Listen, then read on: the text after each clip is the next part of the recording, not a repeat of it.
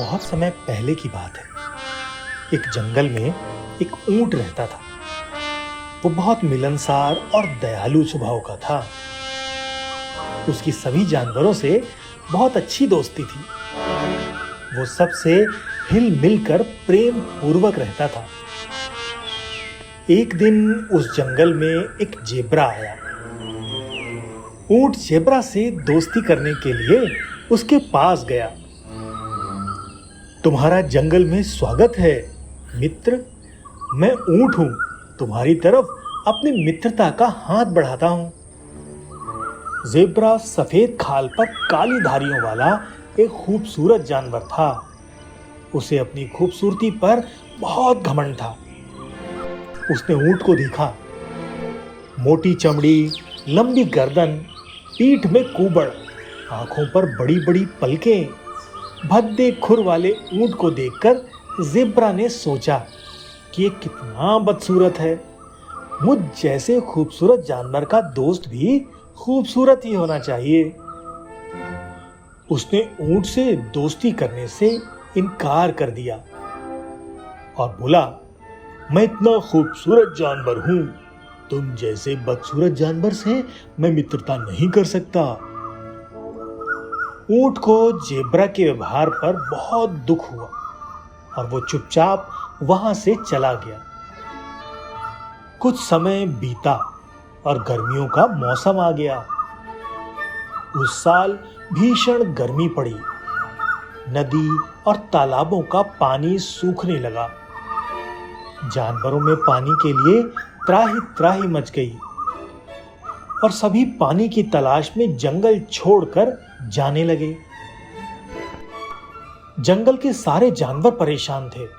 पानी की कमी से जेब्रा के सामने भी जीने मरने की नौबत आ गई।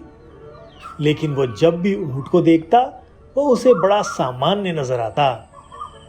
एक दिन उसने ऊंट से पूछा, इतनी भीषण गर्मी में सब पानी को लेकर चिंतित हैं, किंतु तुम चिंतित नजर नहीं आते।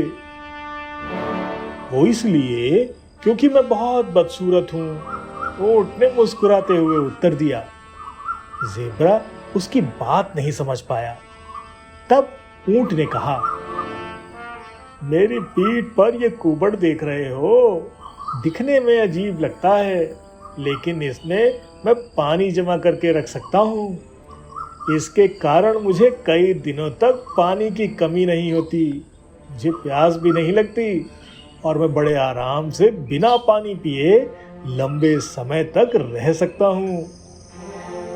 मैं मरुधान को भी बड़ी आसानी से सूंघ कर खोज सकता हूं। चलो तुम्हें वहां ले चलूं, वहां तुम्हें प्यासा नहीं मरना पड़ेगा। जेब्रा ऊंट के साथ जाने लगा। कड़ी धूप थी। जेब्रा का हाल बेहाल होने लगा।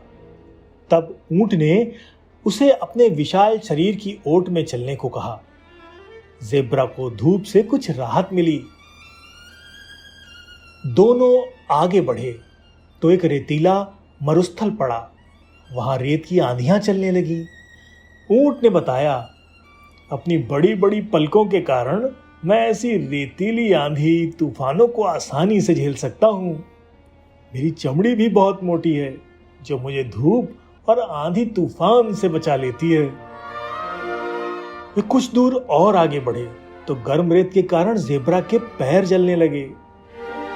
ऊंट को बड़े आराम से गर्म तपती रेत पर चलते हुए देख उसने पूछा, तुम गर्म रेत पर कैसे चल पा रहे हो? ऊंट ने कहा, ये भद्दे खुर देख रहे हो, ये मुझे गर्म रेत पर चलने में सहायता करते हैं। तुम्हारे पैर जल रहे होंगे, आओ तुम्हें अपनी पीठ पर बिठा लूं। ऊंट ने जेब्रा को अपनी पीठ पर बिठा लिया और मरुधान की ओर चल पड़ा।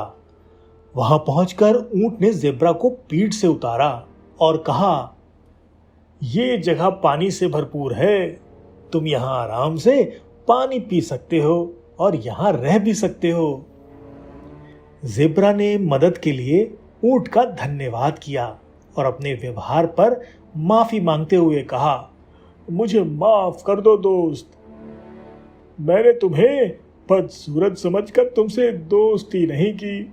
मुझे ये नहीं पता था कि जिन अंगों को मैं बदसूरत समझ रहा था वो तुम्हारी विशेषताएं हैं, और उसी की बदौलत तुम रेगिस्तान में बड़े आराम से रह पाते हो, और रेगिस्तान का जहाज इसीलिए कहलाते हो। ऊंट ने ज़ेब्रा को माफ कर दिया। दोनों उस दिन से बहुत अच्छे दोस्त बन गए। दोस्तों, खूबसूरती और दिखावे पर कभी ना जाए। कई बार बदसूरत चीजें भी बड़े काम की हो सकती हैं।